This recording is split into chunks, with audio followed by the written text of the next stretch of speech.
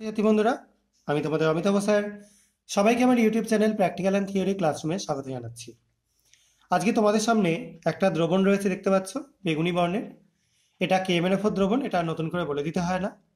এবং এখানে আমরা একটা ফাঁকা বিকার নিয়েছি, যার মধ্যে আমি নিয়ে নিচ্ছি FeSO4 আয়রন সালফেট। কিছুটা আমি নিয়ে নিলাম, শুকনো আকারেই নিচ্ছি। এবার এর মধ্যে সামান্য আমরা জল যোগ করে দিচ্ছি।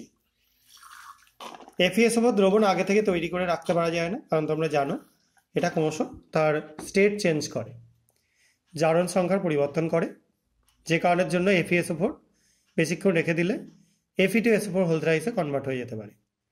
সেই কারণে এটা করা হয় না। যাই হোক, এবার আমরা একটা কনিক্যাল ফ্লাস্ক নিচ্ছি, তার মধ্যে আমরা যোগ করে দিচ্ছি কিছুটা FeSO4 দ্রবণ। তার মধ্যে যোগ করে দিচ্ছি কিছুটা ডাইলিউট HCl।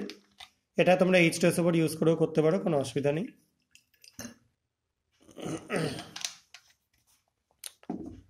একটুখানি নাড়িয়ে নিলাম এটাকে। এবার এর মধ্যে যোগ করব কিছুটা KMnO4।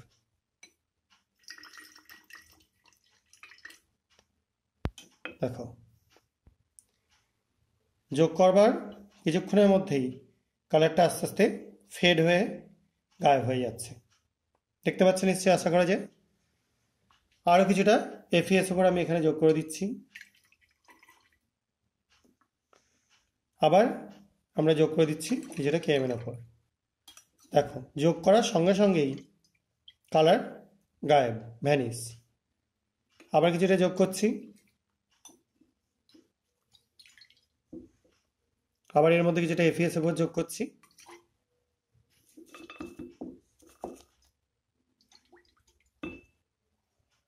কালার ফেড হয়ে যাচ্ছে, দেখো কালার আস্তে আস্তে ভ্যানিশ হয়ে যাচ্ছে।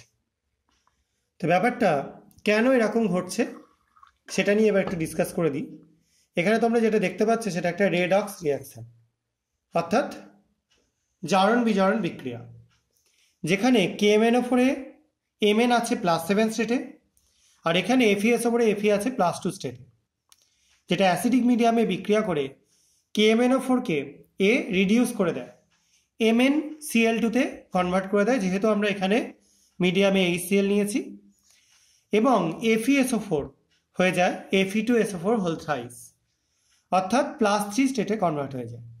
অর্থাৎ এখানে আয়রন, দেখো সলিউশনের কালারটাও হালকা ইয়েলো হয়ে গেছে, আয়রন সালফেট +3 স্টেটে তৈরি হওয়ার জন্য। +2 স্টেটের জন্য কিন্তু প্রায় কালারলেস, +3 স্টেটের মধ্যে কিন্তু এরকম কালার আমরা দেখতে পাই সলিউশন করলে।